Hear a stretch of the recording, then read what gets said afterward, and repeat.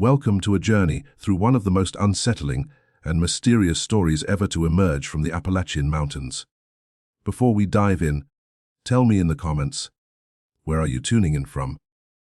I'd love to know who's on the other side of the screen following this grim, generation-spanning tale.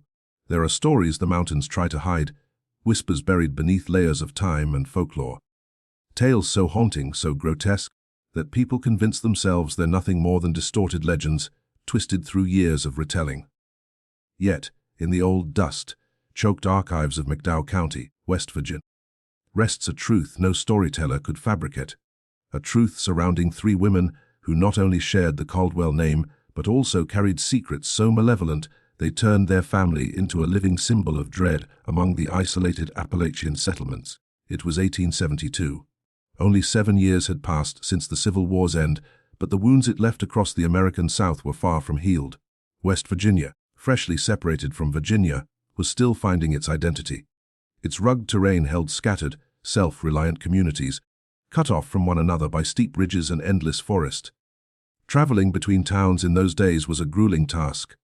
Days spent along treacherous trails, supplies strapped to wagons, prayers whispered not to cross paths with predators or something far worse. The Appalachian Mountains have always carried an eerie kind of beauty. The heavy fog curling through the valleys at dawn, the dense forests where light barely filters through the leaves, and the nocturnal echoes that bounce between stone ridges. It was a land ruled entirely by nature's will, a place where secrets could fester for generations, unseen by all except those entangled in them.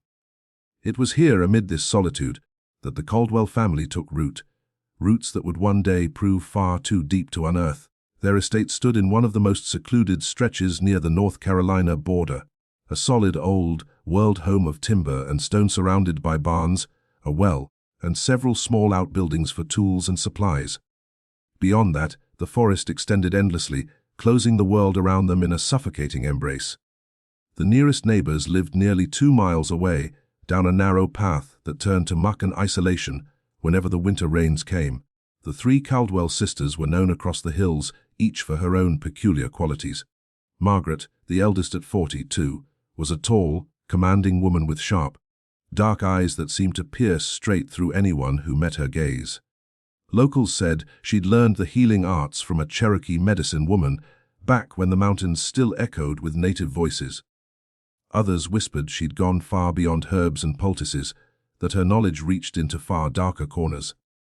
Catherine, the middle sister, was 38. Quieter and more reserved, she spoke little and observed much. Her talent lay in her needlework. Her quilts and garments were prized in nearby towns for their craftsmanship, yet buyers often remarked on the strange, unsettling silence that lingered around her.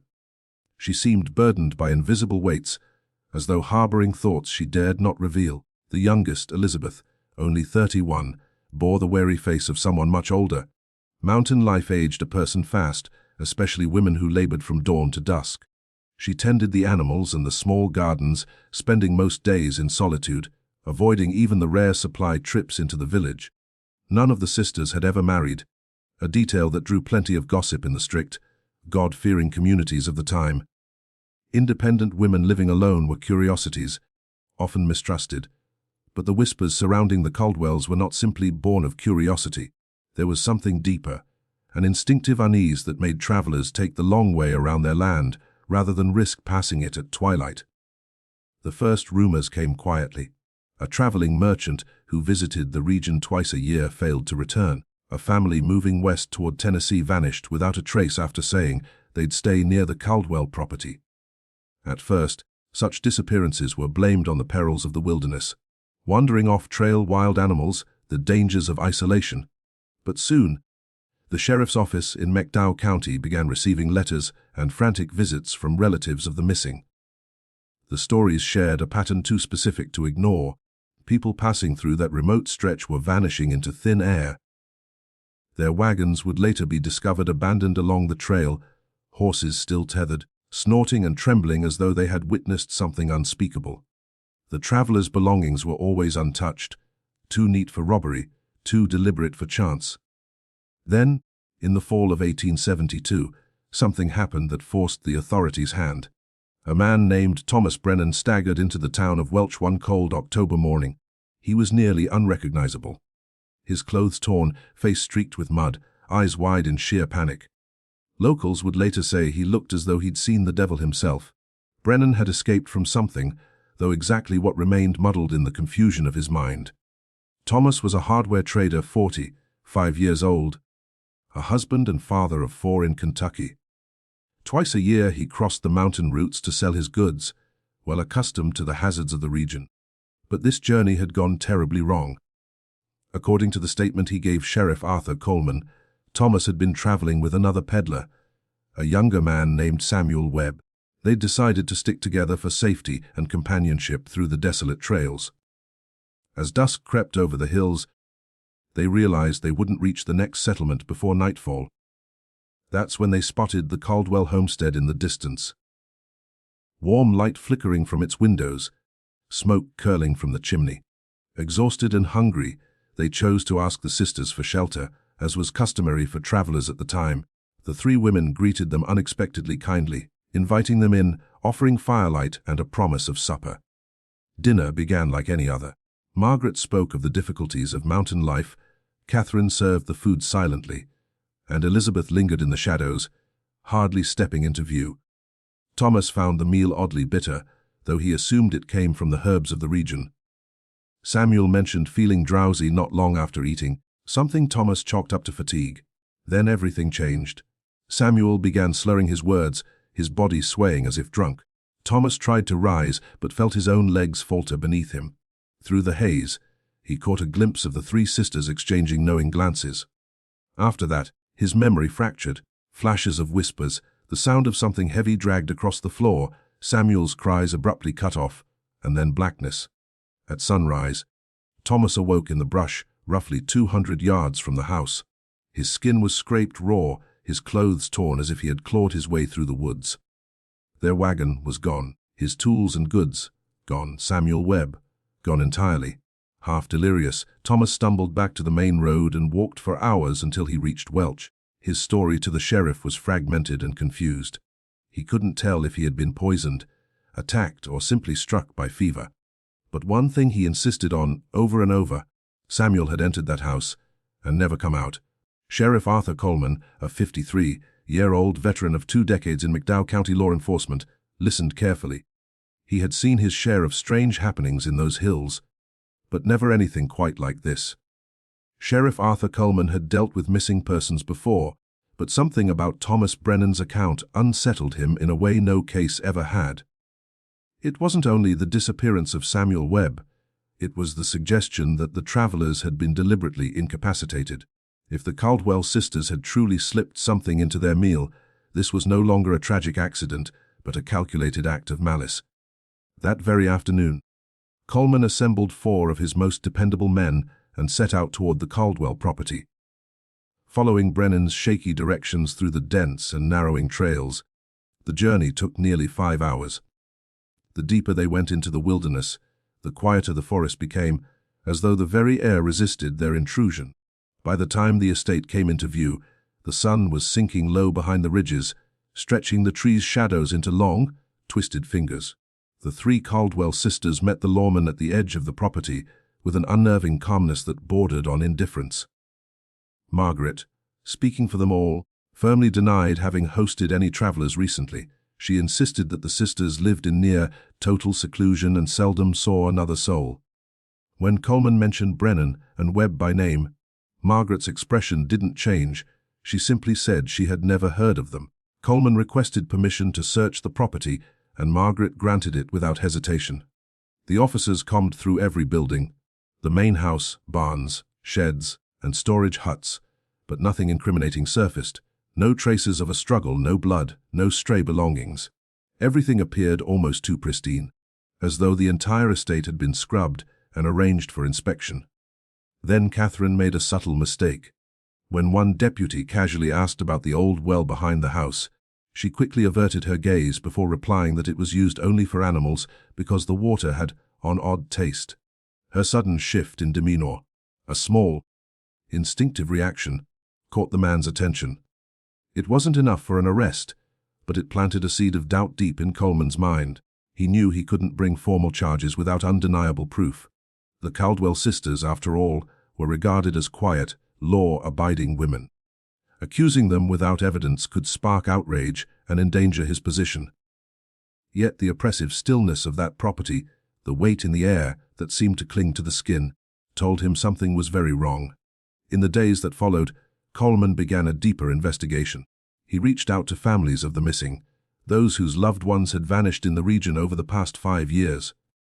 Piece by piece, a chilling pattern emerged.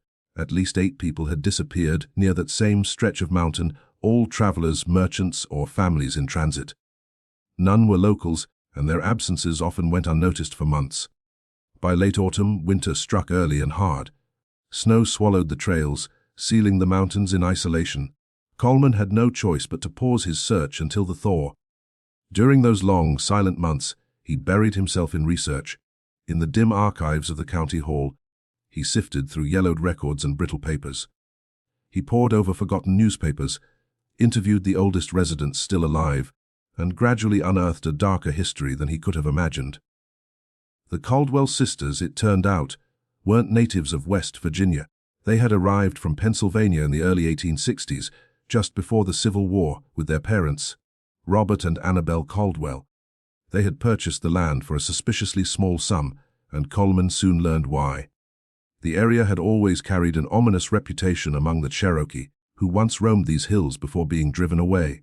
The tribe had warned that the land was cursed, that people had vanished there for generations. Robert Caldwell died in 1864, supposedly from a fever. 2 years later, Annabelle perished in what records blandly described as a domestic accident. Neither parent was buried in a cemetery. Both were interred somewhere on their own property, in unmarked graves. After that, the 3 daughters lived alone, surviving through occasional work, trading herbs and handmade goods. But the sheriff's research uncovered more. In the records of the late 1860s were complaints filed by nearby settlers, claims of strange smells drifting from the Caldwell land on certain nights, ghostly lights flickering in the fields, and livestock vanishing without explanation. None of those reports had led to official action. The community chalked it up to superstition, petty jealousy, or mountain gossip. When spring finally arrived in 1873 and the mountain passes reopened, Coleman resolved to finish what he had started, but he knew this time he couldn't confront the sisters directly. He needed hard, undeniable evidence. So he devised a new plan: quiet surveillance. He enlisted 2 men he trusted with his life. James Hartley, a seasoned hunter who knew the local terrain like the back of his hand, and Patrick O'Brien, a former Civil War scout skilled in stealth and observation. Together, the 3 men established hidden vantage points around the Caldwell property, remaining far enough away to avoid detection. For 2 weeks, their vigil revealed nothing unusual. The sisters' daily rhythm was monotonously consistent: up at dawn, tending livestock, working in the garden, cooking, sewing. Margaret occasionally disappeared into the woods to collect herbs. Catherine spent her days at the spinning wheel. Elizabeth lingered near the chicken coop. Everything about them appeared harmless, even dull. Then came the 16th night. It was a Friday, the air cold and damp under a drifting, patchwork moon. Around 10 o'clock, when the house should have been quiet, James Hartley noticed a faint glow inside one of the windows. Another light followed, and then, figures. The 3 sisters emerged from the back door, each carrying a lantern and tools. The men watched in utter silence as the sisters moved toward a small grove of ancient oaks that grew on a low rise behind the property. Margaret led the way, with Catherine and Elizabeth trailing close. Their dark garments blended into the night. When they reached a clearing, they began to dig, not to make a new pit, but to reopen one already there.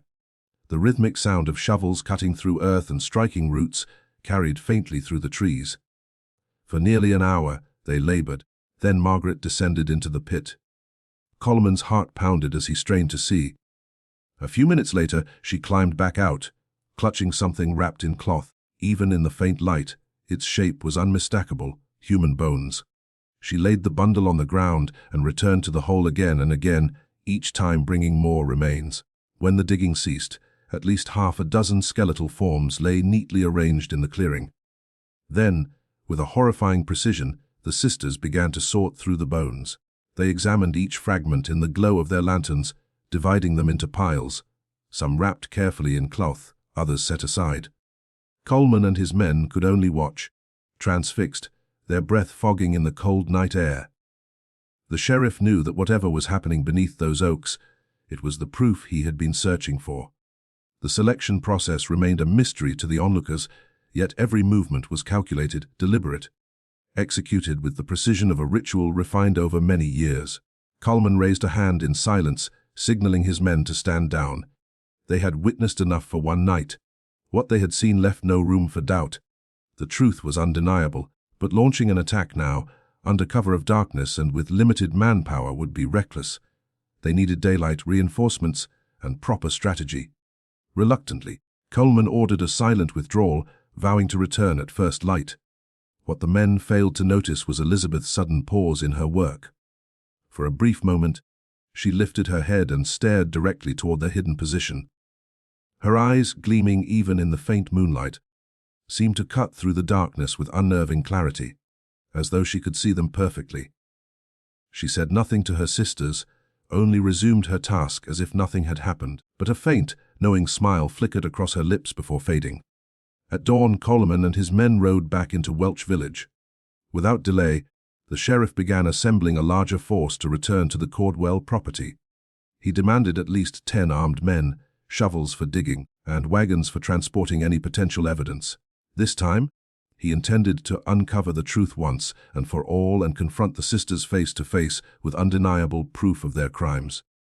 But when they reached the property in the pale light of early morning, what awaited them was beyond anything they expected. The house stood eerily still. The CALDWELL sisters were gone. They had vanished during the night, taking only what they could carry.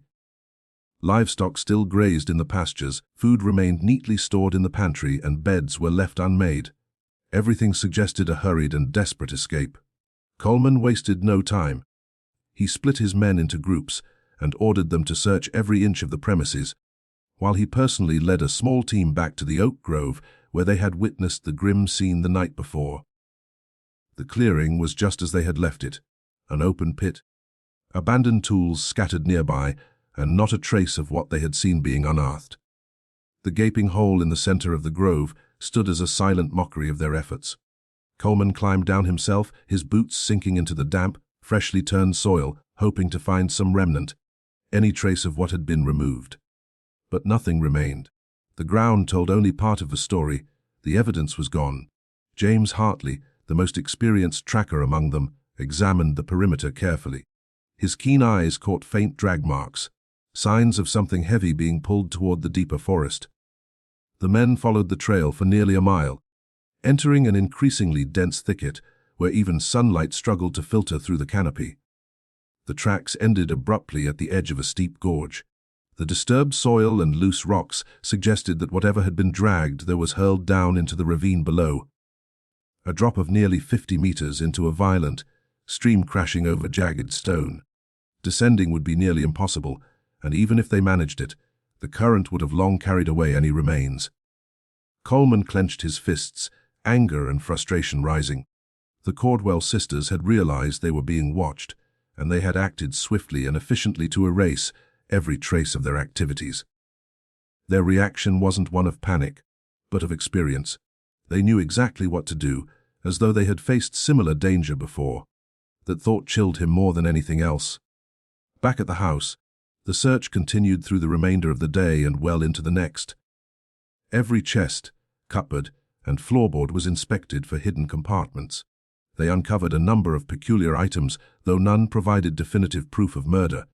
In the pantry, rows of glass jars lined the shelves, filled with dried herbs and strange powders. Margaret's personal journal detailed the medicinal properties of plants, with entries stretching back 15 years. Many of her notes appeared harmless, recording treatments for headaches, fevers, and other common ailments. But interspersed among these were more troubling passages, references to doses that could induce heavy sleep, confusion, or temporary paralysis. Catherine's room presented another mystery. Inside several old trunks, they found stacks of men's and women's garments, folded neatly and preserved in various conditions. Some were clearly decades old. Whether these were payments for her sewing work or trophies from something far darker, no one could say, but their sheer quantity was deeply unsettling for 3 women living in such isolation. Elizabeth's shed at the rear of the house revealed another strange assortment. Amid the ordinary farming tools, spades, rakes, and hoes, were objects that seemed excessive for domestic gardening: pickaxes, large saws, coils of heavy rope. None of these items were illegal, yet the combination of them painted an ominous picture. The most shocking revelation came when Patrick O'Brien discovered a concealed entrance beneath a rug in the kitchen. A narrow staircase led down to a damp basement smelling of earth and decay. The space was used for storing food, but one wall had been dug out, forming a tunnel that extended several meters into the hillside. The passage, reinforced with wooden beams, ended in a small, locked chamber sealed with a heavy padlock. Coleman ordered it broken open. Inside, the men froze. The chamber, roughly 10 feet across, was barren, except for several iron chains fastened to the stone walls and dark stains marring the floor. There was no need for explanation. Every man understood the implication, even if no one dared to say it aloud. Still, despite everything they had uncovered, Coleman faced an impossible task. The courts of the era placed little weight on circumstantial evidence. Without identifiable remains, credible witnesses, or direct proof linking the sisters to their supposed victims, there would be no conviction. His suspicions were solid, his evidence substantial, yet it fell short of the certainty required to condemn 3 white women of apparent respectability. Determined not to give up, Coleman sent word to every surrounding town and county, describing the sisters in detail. Notices were posted, and a modest reward was offered, partly from his own pocket when the county refused to fund it. Reports began to trickle in: 3 women seen boarding a train in Charleston. Others said they'd been spotted near the Kentucky border buying provisions. But every lead ended in disappointment, mistaken identity, rumor, or coincidence. Weeks became months, and months faded into years. The CALDWELL sisters were never found. It was as if they had dissolved back into the wilderness that had once concealed their secrets. Their farmhouse was left to decay, its roof caving in, windows broken, the land overtaken by creeping vines and wild shrubs. Locals whispered of curses and restless spirits, and no one dared to buy the property. Then, in 1877, 4 long years after their disappearance, something happened that would bring the case roaring back to life. The breakthrough came unexpectedly. A crew of laborers working on the new railway line through the mountains made a grisly discovery while using dynamite to blast a passage through solid rock. The explosion had fractured the mountainside, exposing the entrance to a small natural cave that had been sealed for untold centuries. When the dust settled and the men stepped closer to inspect their handiwork, they were met with a scene so horrifying that several stumbled back in shock. Inside the cavern lay human remains. Not 1 or 2, but many. The bones were arranged in a deliberate pattern, not scattered by natural forces. It was clear that whoever placed them there had done so intentionally. Word of the find reached Sheriff Coleman within hours, reigniting his determination to finally uncover the truth that had eluded him for years. The cave was located roughly 5 miles from the old CALDWELL property, hidden deep within a rugged stretch of mountain terrain so remote that few people had likely ever ventured there. Coleman made the difficult journey himself, accompanied by deputies and local volunteers.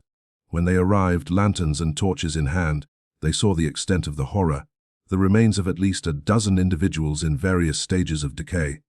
Some skeletons were bare, stripped clean by time. Others still bore traces of flesh and tattered clothing clinging to the bones. The space itself was irregular, a twisting maze of stone that widened into a central chamber about 10 meters from the narrow opening created by the dynamite. It was there, in that larger cavity, that most of the bodies had been placed. Coleman spent hours examining every corner of the eerie chamber. The arrangement of the remains fascinated and unsettled him. This was not chaos, it was organization. Belongings were positioned beside some of the skeleton's brass buttons, rusted belt buckles, the remnants of leather boots. It was as if someone had catalogued each life before sealing the cave forever. Among the relics, Coleman found an object that made his pulse quicken: a silver medallion engraved with the initials SW. He froze, recognizing the mark instantly. The merchant who had vanished alongside Thomas Brennan in 1872. At last, Coleman held tangible proof linking these remains to the disappearances he had investigated for years. As the search continued, more personal effects came to light: a pocket watch with a man's name etched inside, a woman's ring with a family inscription, a small Bible bearing a handwritten dedication. Relief mixed with dread, proof, finally, but of something monstrous. The evidence revealed that the Caldwell sisters' crimes had not been rare acts of madness. They had engaged in a cold, methodical pattern of killing that spanned years, possibly decades. The logistics alone were staggering. Transporting 12 or more bodies across jagged terrain required immense effort, not to mention the cunning needed to find such a hidden burial site. But then another question began to haunt Coleman. How could 3 women, living alone and with no outside assistance, carry out such an operation? The physical demands were enormous. Could they have had help? A secret accomplice? Determined to find answers, Coleman revisited every neighbor, acquaintance, and villager who had ever interacted with the Caldwells. His inquiries were met with consistent replies. The sisters were reclusive, rarely entertained visitors, and handled their own affairs without help. Only one person, an elderly woman named Martha Hensley, offered new insight. She had known the sisters since they first settled in the region during the 1860s. Martha described them as unusually strong, physically and mentally. Margaret, the eldest, had the stature and strength of a laborer. She'd once seen her carry a sack of grain by herself that normally required 2 men. Elizabeth, though younger and slighter in build, possessed tireless endurance and could work sunrise to sunset without pause. Martha also mentioned something peculiar: the sisters' strange way of communicating. They rarely spoke in full sentences, often exchanging only glances or subtle gestures that somehow conveyed entire thoughts. To outsiders it seemed eerie, almost telepathic, but to Coleman it explained much. Their wordless coordination would have allowed them to operate with eerie precision, leaving no overheard conversations or incriminating remarks. They could act swiftly, silently, and with total understanding of one another's intentions. As the sheriff continued identifying the remains, he began to piece together the grim timeline. The personal items found in the cave told their own silent story. Some artifacts dated back to the 1850s, suggesting the killings had begun well before the Civil War. Others were clearly more recent, from the 1870s. This meant that the Caldwell sisters' activities had spanned at least 15 years, possibly longer, without anyone realizing the scope of what was happening. Their success lay in the careful selection of victims. Coleman realized the sisters had preyed on travelers, drifters, merchants, and strangers passing through, people with no local roots whose disappearances would take weeks or months to be noticed, if at all. By the time someone went searching, the trail had already gone cold. Even more disturbing was the pattern that emerged from the records. The disappearances were spaced apart by months, sometimes even years, 1 or 2 each season, never close enough together to arouse suspicion. In a wild, dangerous region like the Appalachian frontier, an occasional missing traveler was hardly unusual. It wasn't until all the reports were seen together that the full horror came into focus. Coleman ordered that the remains be transported with care to the county seat. Each set of bones was documented, each personal item catalogued. Notices were sent throughout neighboring towns and states, listing the items found in the hope that grieving families might recognize something of their lost kin. The response was overwhelming. Within weeks, letters poured in from across the region, pleas from families desperate for answers. Some recognized the objects described, others waited in painful uncertainty. One case in particular stayed with Coleman. A woman named Eleanora Price traveled from Ohio after reading of the discovery in a newspaper. Her brother David had vanished in 1869 while passing through West Virginia on his way to Tennessee. When she arrived, Coleman showed her the engraved pocket watch recovered from the cave. Her hands trembled as she held it. It was the very watch she had given David for his birthday 3 years before he disappeared. The mix of grief and relief on her face reminded Coleman why this pursuit mattered. This was no longer only about the law. It was about restoring dignity to the forgotten, giving names to the lost, and closing wounds that had remained open for far too long. With evidence finally in hand and several identifications confirmed beyond doubt, Coleman at last secured formal arrest warrants for Margaret, Catherine, and Elizabeth Caldwell. Those warrants were soon distributed far and wide. across counties and state lines, marking the beginning of a new and final hunt for the three vanished sisters whose crimes had haunted the mountains for nearly 2 decades. Notices bearing detailed descriptions of the 3 fugitive women spread through sheriff's departments across at least 6 states. Their likenesses were posted in train depots, taverns, public buildings, and courthouses in towns both bustling and remote. Yet the months slipped by without a single verified sighting. It was as though the Caldwell sisters had vanished into thin air, swallowed by the boundless sprawl of the American frontier. By 1878, more than 5 years after they first disappeared, Sheriff Coleman still clung to a faint hope that one day he would track them down. But with every season that passed, that optimism withered a little more. Then, just as the trail seemed permanently cold, an unexpected letter arrived from Missouri, a small county near the Arkansas border. The writer was a local sheriff who believed 3 women resembling the Caldwells had settled within his jurisdiction months earlier, having bought a secluded property under assumed identities. Though the names didn't match, the physical descriptions and peculiar behaviors described were unmistakably familiar. The Missouri sheriff, William Tucker of Howell County, had only realized the connection when a set of wanted posters, delayed in transit, finally reached his office. It was a rainy afternoon in March 1878 when Coleman received the letter. He read it 3 times, his pulse quickening with every line. Tucker explained that the women had purchased an isolated piece of land near the village of West Plains roughly 8 months before, presenting themselves as widows of Confederate soldiers lost in the war. Their names were recorded as Mary Henderson, Helen Foster, and Ruth Blackwood, but their features perfectly aligned with the Caldwell sisters. The eldest woman was tall and striking, with dark, penetrating eyes. The middle one was quiet and withdrawn. The youngest was frail, rarely meeting anyone's gaze. The 3 women lived reclusively on a remote property, seldom appearing in town. When they did, the locals experienced the same unsettling unease the Caldwells had provoked back in West Virginia. But it was one small detail that convinced Coleman beyond any doubt. Tucker mentioned that the middle woman occasionally sold her sewing, quilts and clothing of exceptional craftsmanship. Coleman knew that skill too well. Catherine Caldwell had been renowned for it. That coincidence was too significant to dismiss. Without hesitation, Coleman began preparing for the long expedition to Missouri. The distance was formidable, over 1,000 miles across varying terrain, and the journey would take weeks. He drafted petitions to the governor of West Virginia, requesting authorization to operate beyond state borders, and sought coordination with Missouri authorities.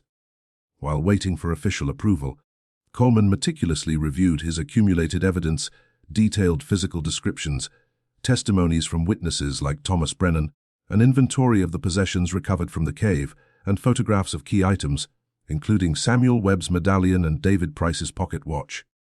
Bureaucracy, as always, moved painfully slowly, but by May 1878, the permissions were finally granted. Coleman assembled his team 2 deputies, James Hartley, his trusted partner, and Robert Morrison, a young recruit eager to prove himself. Patrick O'Brien, the veteran who had helped surveil the Caldwells years before, had died the previous year from lingering war wounds. The journey tested their endurance.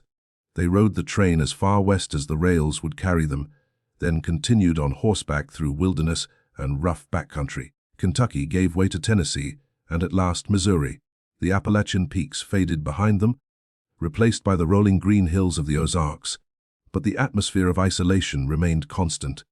They reached West Plains on a warm afternoon in early June.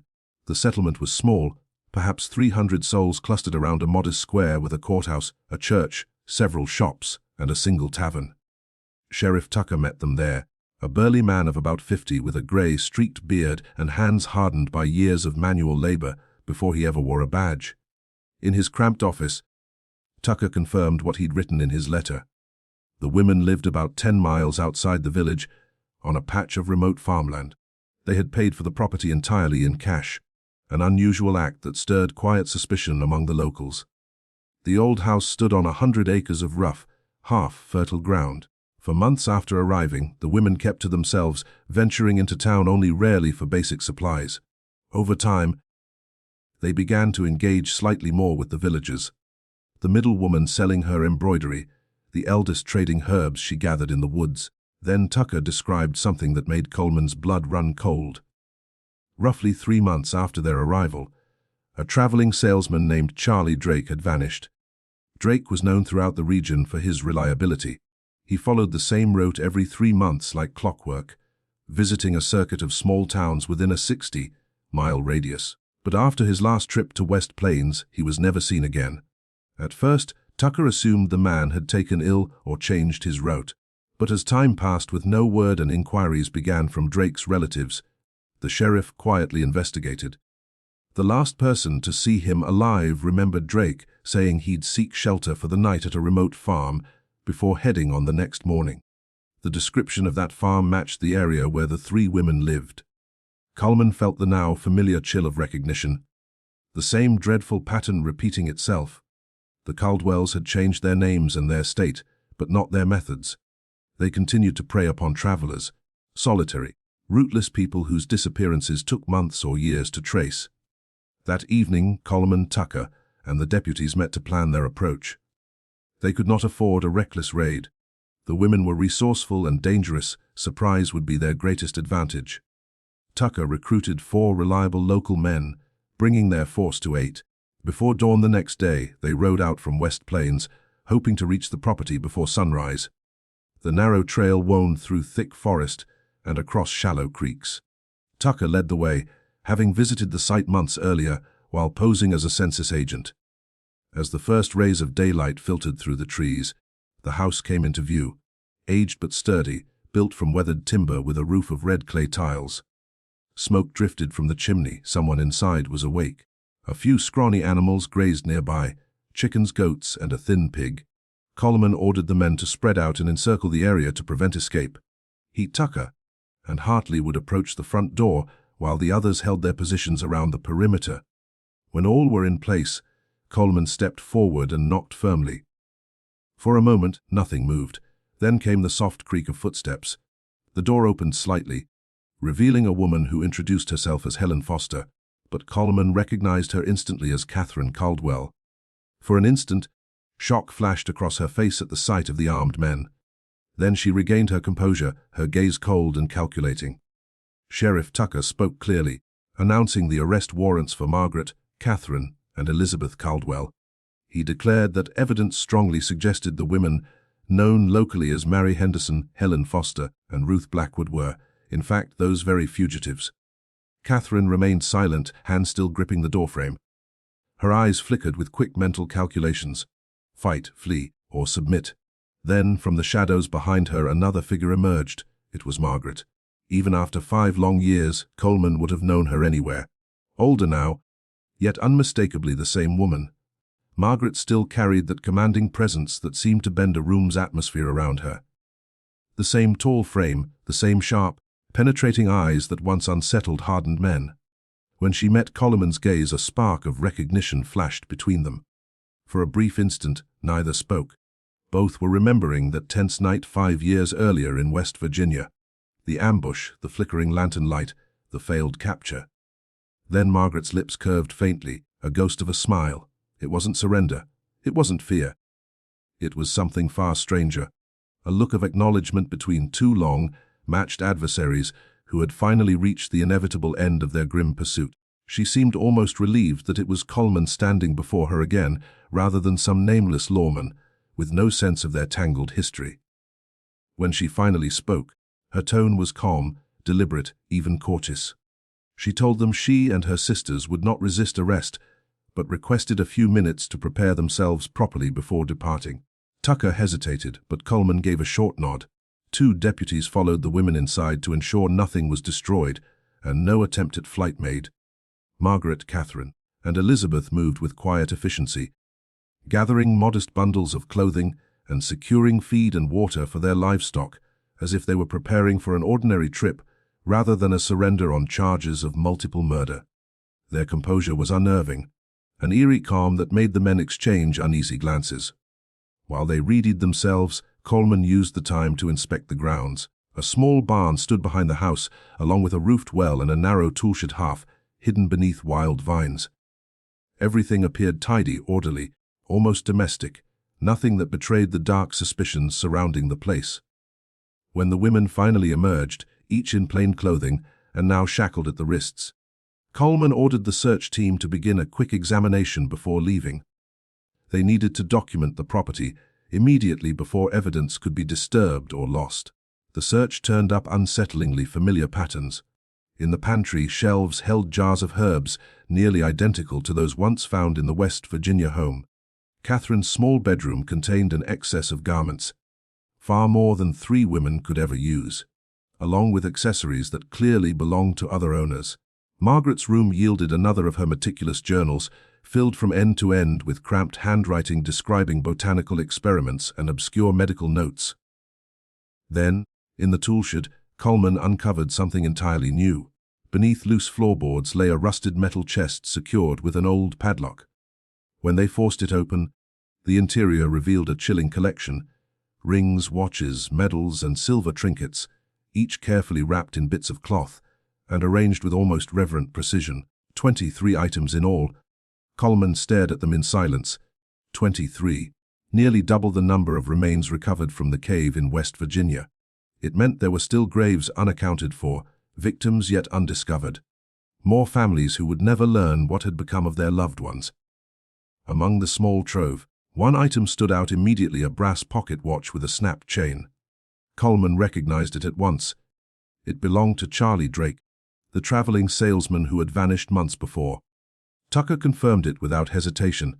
He had seen Drake use that watch countless times, always checking it to stay on his rigid schedule.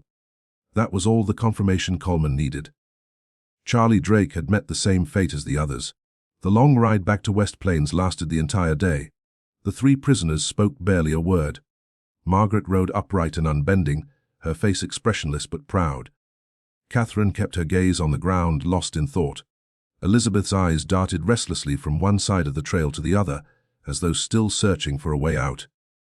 By dusk, when they re-entered the village, news of the arrests had already swept through town. People poured into the square to catch a glimpse of the infamous sisters.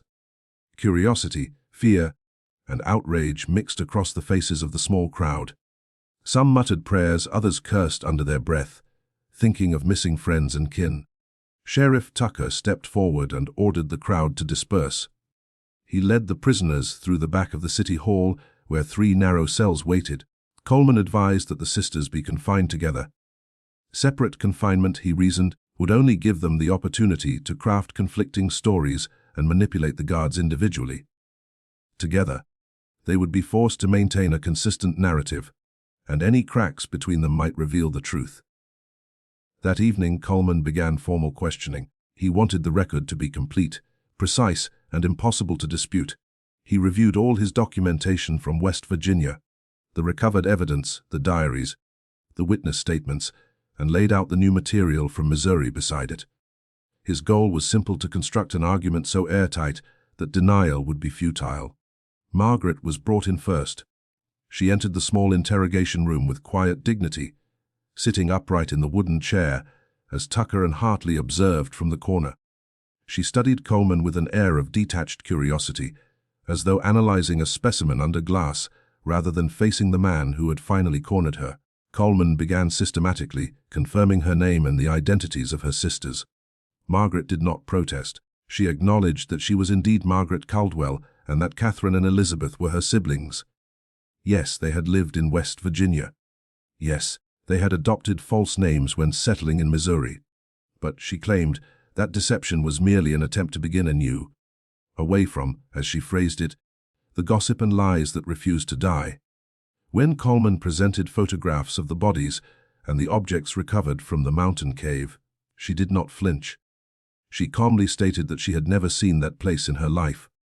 When he placed Samuel Webb's medallion before her, she shrugged lightly and suggested that any number of travelers could have lost such an item on the road. Her composure was unnerving.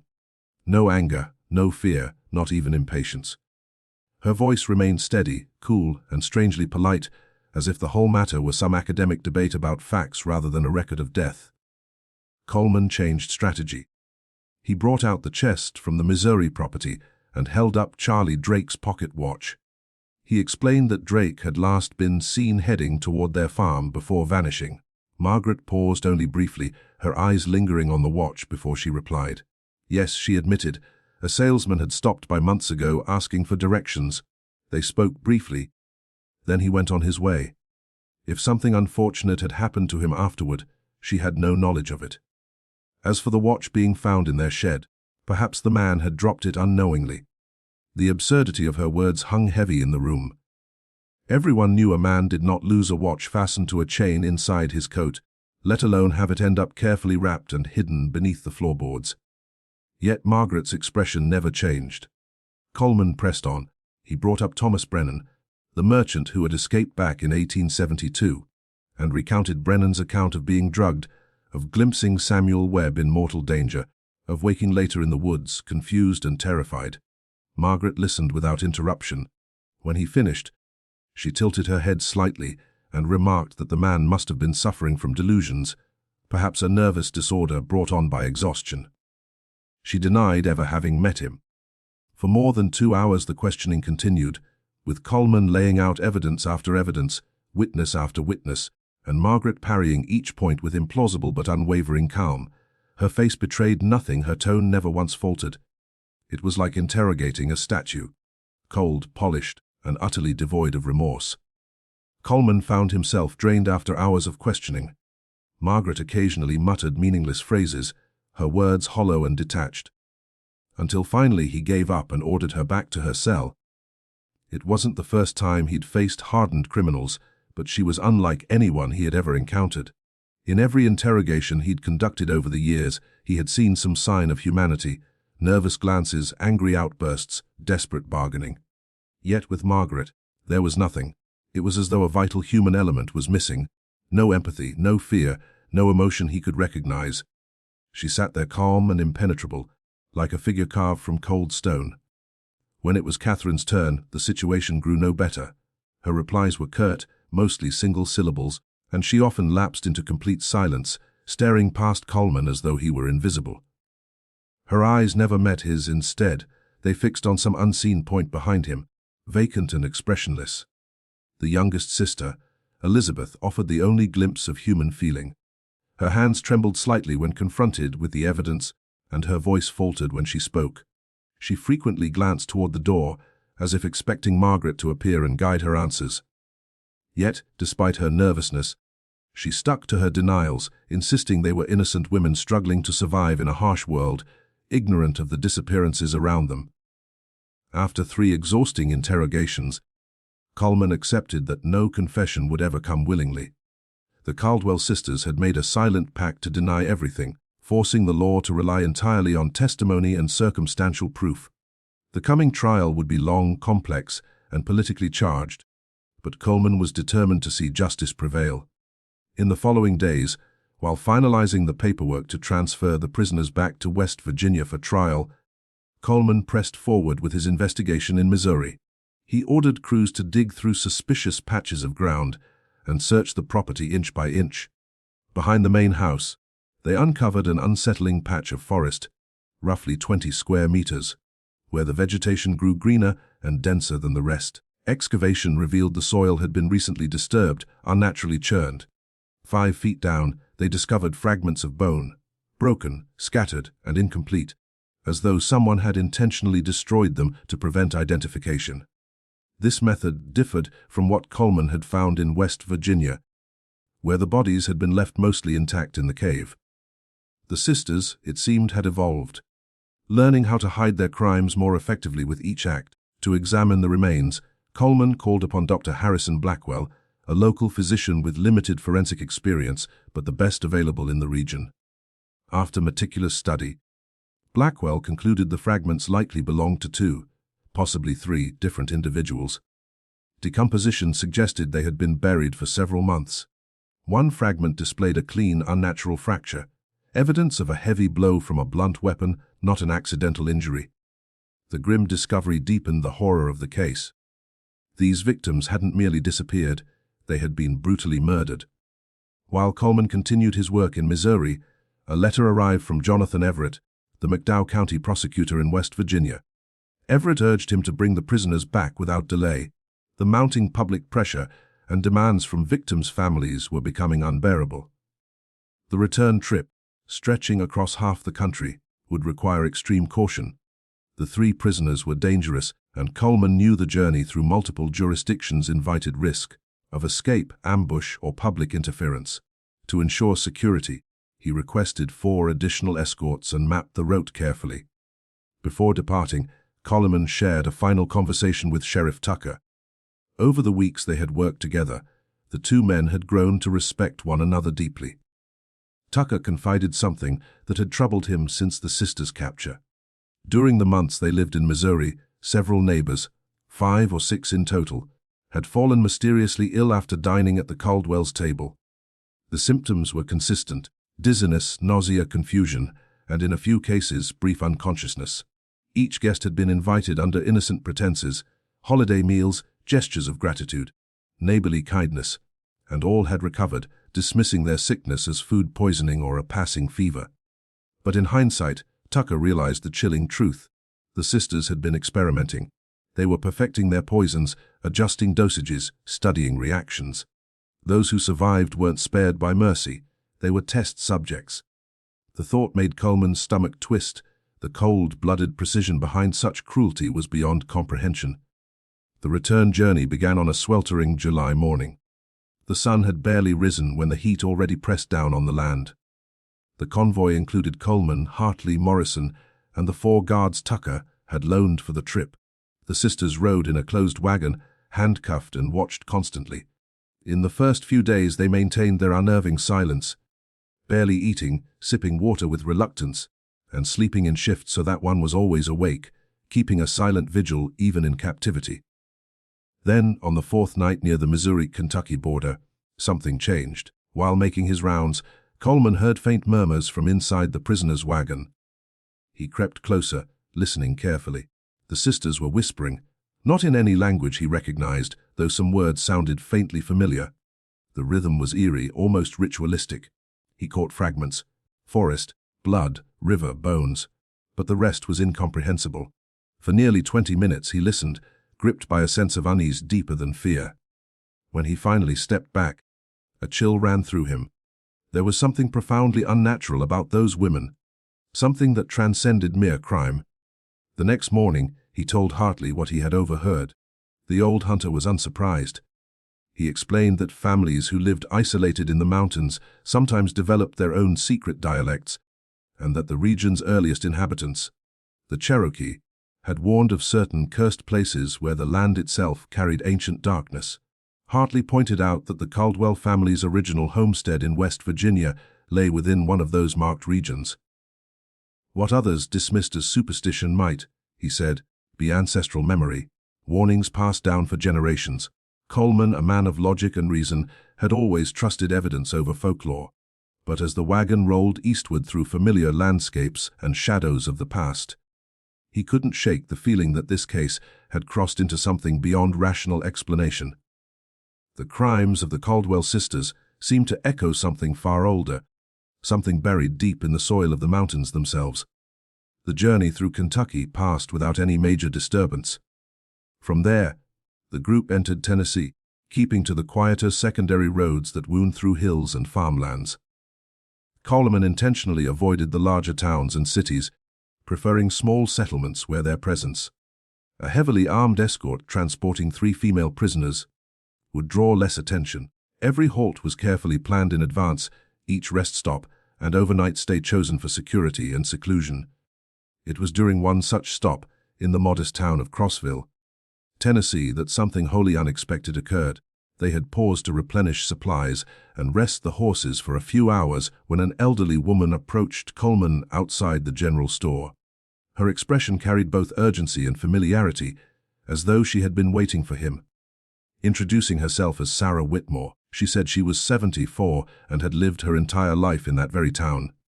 Without hesitation, she asked if the women he was transporting were the 3 sisters from West Virginia.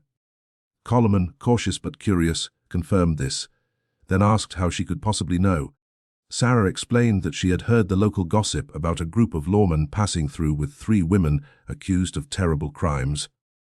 But her reason for approaching went far beyond idle curiosity. She claimed she had met 3 women remarkably like them over 40 years earlier, around 1830, when she was a young woman. Those women, she said, had lived near Crossville for a few months before vanishing amid rumors of missing travelers. Coleman's first instinct was to dismiss her story. Elderly people often confused timelines, blending fragments of memory. Yet the more she spoke, the more unsettling her account became. She described one tall, commanding sister, another quiet and adept with a needle, and a younger one who seemed withdrawn and watchful. The parallels were uncanny. Of course, if Sarah's story were true, the ages made it impossible. The Caldwell sisters he was escorting would have to be in their 70s or 80s to be the same women. Seeing disbelief cloud his face, Sarah didn't argue further. She merely remarked that sometimes wickedness could run through bloodlines, just as easily as height, voice, or eye color, and that certain traits might reappear generation after generation. Then she wished him strength for the road ahead and slowly walked away. Her words should have been easy to dismiss, yet they stayed with Coleman as the convoy rolled onward. He didn't share the story with his men. Superstition was the last thing he wanted spreading among a group responsible for keeping 3 dangerous women restrained. Still, the encounter joined the growing list of oddities that surrounded the Caldwells, strange coincidences that refused to leave his thoughts. Nearly 3 weeks later, the wagon crossed into West Virginia. The landscape shifted dramatically. The air grew cooler, the mountains steeper, and the forests thickened into dark walls of green. Coleman felt an uneasy mix of comfort and dread relief to be back on familiar ground, and anxiety over what awaited them. Now came the hardest phase, proving in court that these 3 seemingly ordinary women had orchestrated years of murder and disappearance. Their arrival in McDowell County caused an immediate uproar. Word of the sisters' capture had spread quickly, and when the wagon entered the central square of Welch, hundreds had gathered to see the infamous trio. Faces in the crowd reflected every possible emotion: fascination, fury, disbelief, even fear. Coleman ordered his men to close ranks around the wagon as they pushed through the throng. Some onlookers shouted curses, others stood silently, transfixed by the sight of the women rumored to have haunted the region for years. The prisoners were taken straight to the county jail, a sturdy stone building that had been specially reinforced for their arrival. That same afternoon, Coleman met with Jonathan Everett, the county prosecutor. Everett, a disciplined and exacting man in his mid-40s, had spent months preparing for this moment, collecting testimony, analyzing evidence, and crafting an airtight legal strategy. He explained to Coleman that the upcoming trial would be unlike any other the county had ever seen. Although the evidence was compelling, it was mostly circumstantial. They had no signed confessions, no eyewitnesses to the murders themselves. Their strongest testimony came from Thomas Brennan, but his reliability was compromised by his frequent intoxication. The defense, Everett warned, would surely attack his credibility. Still, the physical evidence remained damning. The remains discovered in the cave, the victims' personal items recovered from the Caldwell properties, and the eerie pattern of disappearances that mirrored the sisters' movements from place to place. The challenge would be presenting it all in a way the jury could accept as undeniable truth. Everett also expressed a deeper concern: public perception.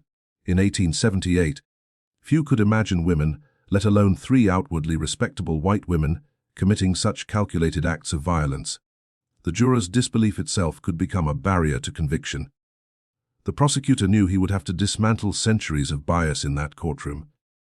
Over the next several months, as the trial date approached, Everett and Coleman worked tirelessly.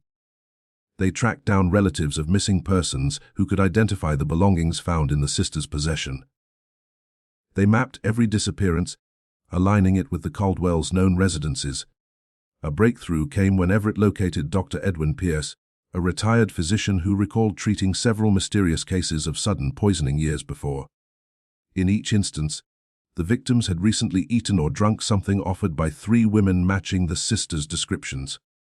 Dr. Pierce had kept his old notes, precise descriptions of symptoms: initial dizziness, followed by limb paralysis, labored breathing, and, in severe cases, hours of deep unconsciousness. His observations aligned perfectly with the toxic plants Margaret had so obsessively studied. Meanwhile, the sisters themselves remained eerily detached. They rejected all offers of competent legal counsel, insisting they needed none because they were innocent. Eventually, the court assigned Marcus Hartfield, a young and idealistic public defender, to represent them. His efforts were met with cold indifference. Each meeting left him more frustrated. Margaret responded only with vague remarks about persecution and the independence of women, while her sisters said almost nothing. Then came unsettling reports from within the jail itself. Guards assigned to the women began requesting transfers. They claimed the sisters never slept at the same time, always keeping at least one awake through the night. When they thought no one was listening, they spoke in that same cryptic tongue Coleman had heard on the journey, the one that didn't belong to any known dialect. One veteran guard, Theodore Walsh, lasted only 2 weeks before demanding reassignment. He confessed that the way Margaret stared at him made his skin crawl, that it felt as though she could see directly into his thoughts.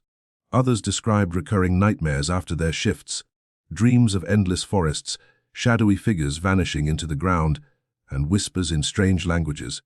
Everyone knew these were just symptoms of anxiety born from proximity to infamy. But as the number of similar accounts grew, the atmosphere in the jail turned suffocating. Coleman continued to visit the prisoners regularly, hoping that time, or conscience, might coax the truth from one of them. Yet every attempt ended in the same sterile rhythms. Hollow denials, mechanical answers, words without meaning. It was as though the CALDWELL sisters had emptied themselves of humanity, leaving behind only the quiet echo of what had once been a human voice. About a month before the trial, during one of his routine visits to the jail, Coleman decided to try a different tactic. Instead of interrogating or accusing, he took a seat outside the cell where the 3 sisters were held together and began to talk. His tone was calm and conversational, not confrontational. He didn't ask for confessions or explanations. He simply told stories. He spoke softly about the men whose remains had been discovered, not as faceless victims, but as people who had once lived, loved, and dreamed. He talked about Samuel Webb, the hardware merchant whose wife and 4 children had waited endlessly for a return that never came. Then about David Price, the young dreamer bound for Tennessee to start anew, whose sister Alina had recognized his watch among the items recovered from the evidence. And finally about Charlie Drake, a dependable traveling salesman whose route, reliable as clockwork, had last brought him near the CALDWELL estate in Missouri. Coleman told each story with deliberate care, painting their humanity into every word, transforming case numbers into flesh and memory. He wanted the sisters to see the people behind the charges, the families left behind, the lives interrupted. While he spoke, he studied their faces closely. Catherine's gaze stayed fixed on the ground. Elizabeth fidgeted with her hands, her fingers trembling slightly. But Margaret watched him directly, her expression blank and unyielding. When Coleman finally rose to leave, Margaret's voice broke the silence. It was low even, and carried an edge that might have been either curiosity or scorn. She asked if he truly believed that recounting these stories mattered. If he honestly thought invoking the names of the dead could change what had already been done. Coleman paused and replied that yes, he did believe it mattered. Every life, he said, left a mark, every loss created a void that could never be filled. Margaret listened, tilting her head slightly as if weighing his words, then turned away, ending the conversation as abruptly as it had begun. When November arrived, so did the day of the long-awaited trial. The McDowell County Courthouse, an imposing red brick structure with towering white columns, was filled to capacity long before proceedings began. People had come from nearby towns and distant counties, some traveling for days, to witness what many called the most extraordinary trial in West Virginia's history. Presiding over it was Judge Charles Peaton, a 62-year-old veteran known for his strict fairness and utter intolerance for theatrics in his courtroom. He opened the session with a stern warning: any disruption, any outburst, and the offender would be removed immediately. The jury, composed of 12 white men between the ages of 28 and 55, had been chosen through weeks of careful questioning. Everett had sought men who could look past prejudice, who might judge women accused of such horrors by evidence, not expectation. When the CALDWELL sisters were led into the courtroom under heavy guard, the crowd fell silent. They wore plain but tidy prison clothes, their hair pulled back in modest buns. Margaret led the way, chin raised, eyes steady. Catherine followed quietly, her gaze downcast. Elizabeth trailed behind, visibly anxious, her eyes darting toward the onlookers whose stares mixed fascination with disgust. As they seated themselves beside their attorney, Marcus Hartfield, Judge Peton struck his gavel, calling the court to order. Prosecutor Jonathan Everett rose first. He walked slowly to the center of the room, the echo of his steps punctuating the stillness. Taking a measured breath, he looked each juror in the eye before beginning. His opening statement lasted nearly an hour, a deliberate, carefully structured reconstruction of the crimes. From the earliest disappearances in the 1860s, to the grim discovery of the Cave of Remains, to the sisters' arrest in Missouri and the damning evidence found thereafter, Everett built his case like an architect laying stone upon stone. He spoke with calm conviction, relying not on emotion but on facts, evidence, testimony, and logic interwoven. When he finally took his seat, Hartfield rose for the defense.